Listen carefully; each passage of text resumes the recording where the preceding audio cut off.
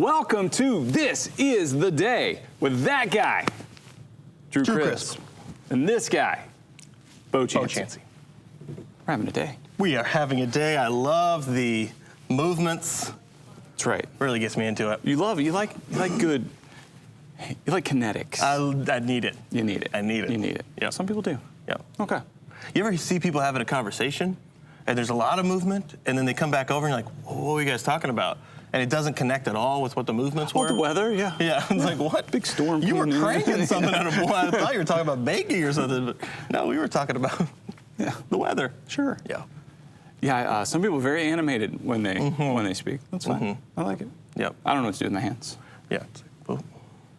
Yeah, you just keep That is not true. I am extremely handsy. That's why, usually a lot of times when I'm preaching a sermon or something, the hand goes in the pocket because I know it's been up and about, and it's time to let it rest. it's like I'm gonna start doing the hand jive. So we're gonna look at Galatians today. All right. Well, we're having a day. May not be the day you wanted or the day you would have drawn up, but man, it's the day you got.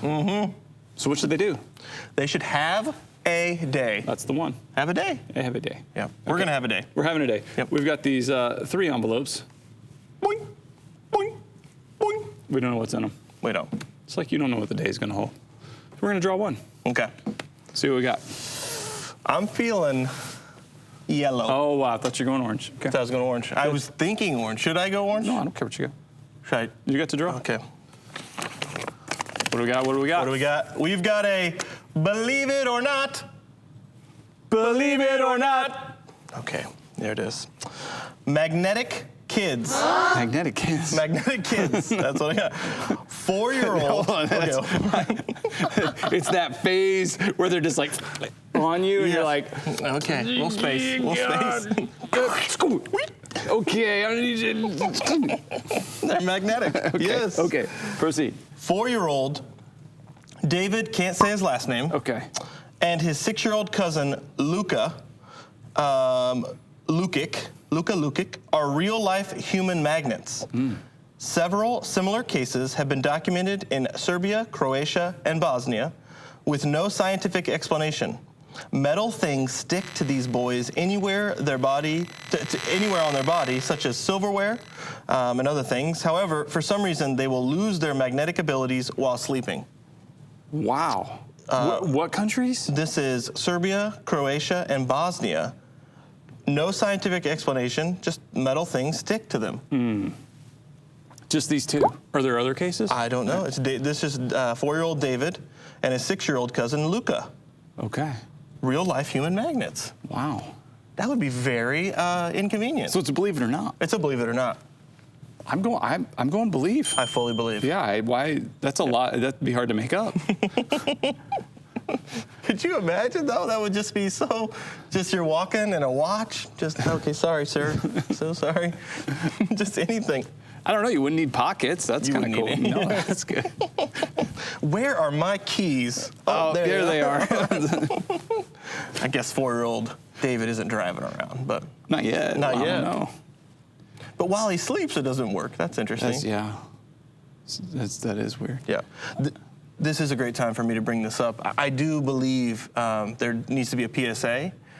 The metallic in our food and water sources is making us magnetic.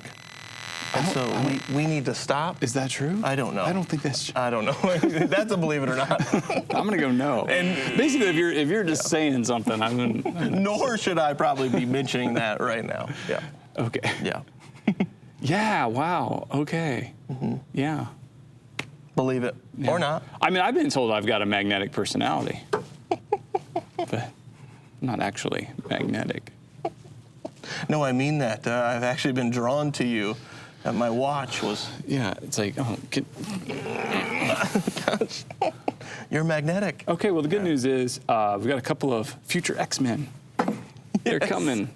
They're coming. I'm not saying mutant. I don't throw away that term lightly. Special. Special. They called them the X-Men. That's so, hurtful. Special. You're special, men Okay. and women. Also special, we've got a verse of the day. Today's verse of the day is from Exodus chapter 33, verse 11, Old Testament here. It says, the Lord would speak to Moses face to face as one speaks to a friend. Then Moses would return to camp, but his young aide Joshua, son of Nun, did not leave the tent. I'll read it again. The Lord would speak to Moses face to face as one speaks to a friend. Then Moses would return to the camp, but his young aide Joshua, son of Nun, did not leave the tent. Okay. All right, Drewski, what jumps out at you there? Well, it's hard to read that verse and not hear face to face. Yeah.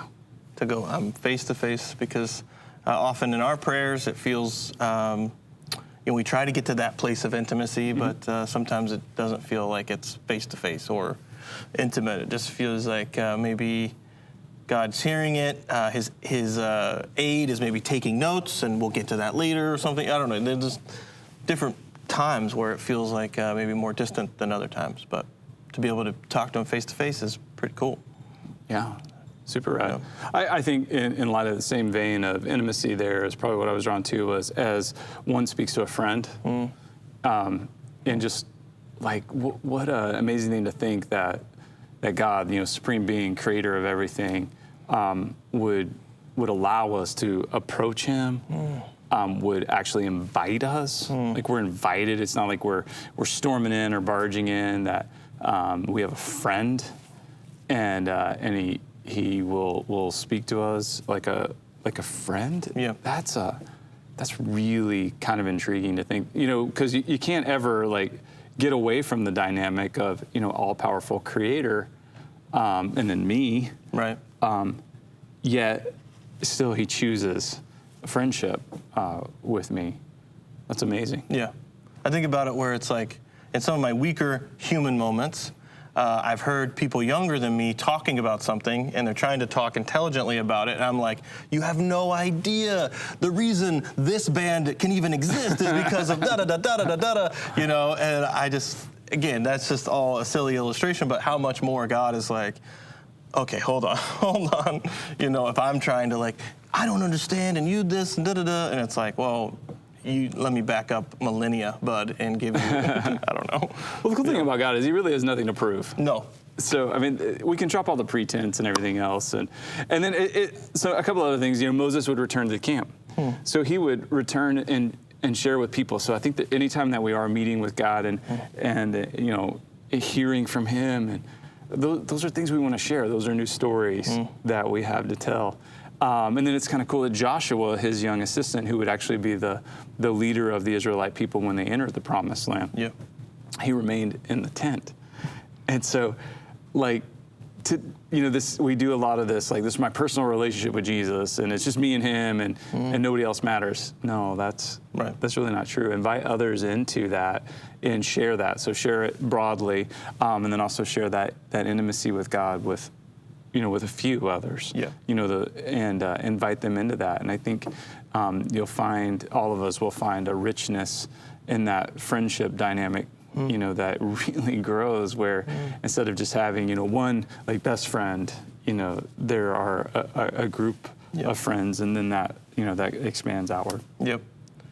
Moses spoke face to face with the Lord, came back with the Mosaic Law, which our whole civilization is built upon.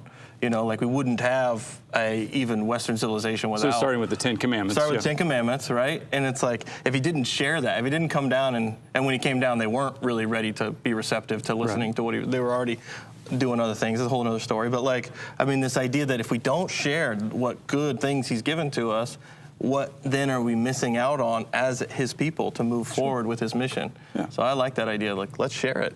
And then through Jesus, all of us have access. Yes. Directly to God, where we don't need another mediator, we don't need a priest, we don't need a special place, we don't need to travel great distances and get to this holy spot, or even short distances to a specific building or something like that. But wherever we are, all the time, we can enter into God's presence and talk with him and hear from him, and then share that. Come on. This is a good day for that. Come on, this is a great day for that. I don't know what kind of day you're going to have, but it's a good day for that. Yes, it is. All right, this is the day.